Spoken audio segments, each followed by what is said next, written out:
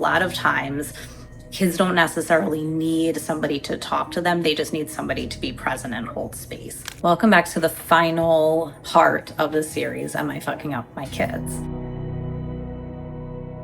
Today, I'm going to share a question that is really common that I get from clients and how you can turn the situation into healing for both you and your kids.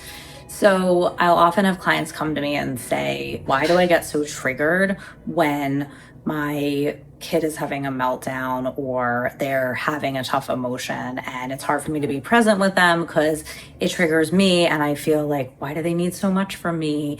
And I get angry or annoyed and I just want to end it. So I try to tell them what to do or give them advice or tell them to stop, and then it just keeps perpetuating.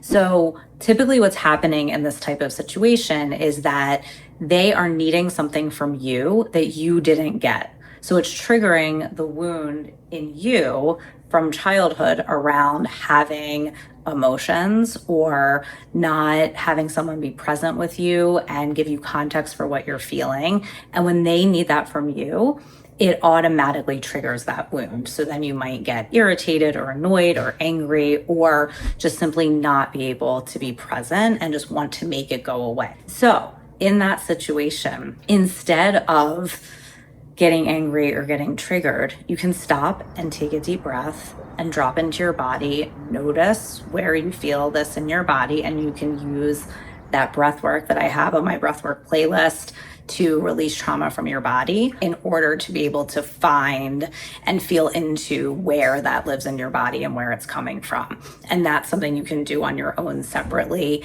after the fact or preemptively, because these situations are bound to come up at some point. But in that situation, if you can access the part of you that felt angry or upset or alone when you needed somebody to be present with you and you needed somebody to give you context for how you were feeling, and you can provide that for your child and also simultaneously intentionally provide it for your own inner child, then you are creating a space of healing, not only for your child, but for the part of you who didn't get that.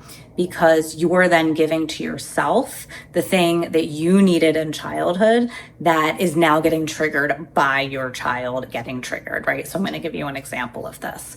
I had a client who was really upset the other day because she said, I feel like my daughter's always mad at me. When she's mad at me, I get mad because I feel like I'm doing a bad job because she's always mad at me. And then I get angry at her. So what we were able to come back to is that her child was actually reflecting back to her how she felt around her own mother. And then when she felt that anger from her child, she then turned into her mother and got angry at her daughter. What I was able to help her do is be able to access how she felt at that age and how she felt angry and how she had to develop all these coping mechanisms to feel safe.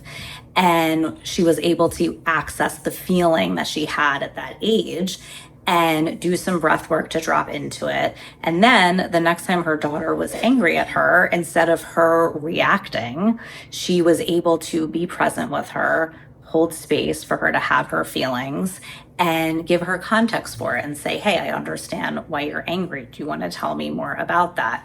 What do you need?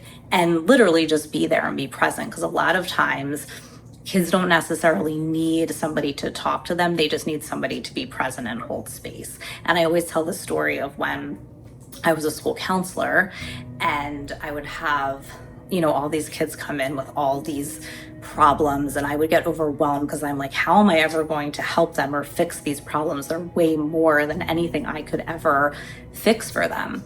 But what I realized very quickly was that they actually didn't need me to fix anything. They just needed me to be present, meaning I would just listen and be present with no other agenda and just tune in with them and be attuned to what they were feeling and what they were saying without having my own agenda of having to fix it or come to a solution or tell them what to do. I was simply just being present. And that's something I teach my students in my certification as well. When you're facilitating breath work, you don't really need to do anything other than be present. because your presence and the space that you hold simply by being present with someone else to process their own emotions is one of the biggest gifts you can give somebody. Simply being able to have the capacity to have presence and noticing when you're getting uncomfortable and handling that on your own is actually a gift to yourself and to your child, because you'll be able to find healing through giving yourself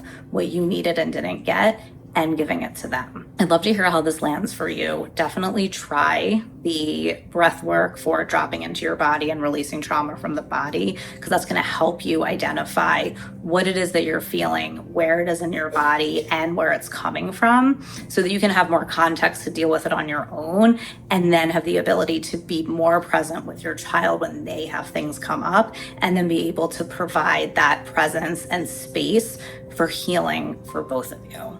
So I'd love to hear in the comments how this landed for you. If you have questions, you can also feel free to reach out or email me. And if you want to learn more about identifying your core wound, you can download my private podcast, The Core Wound Solution, which we'll link in the comments.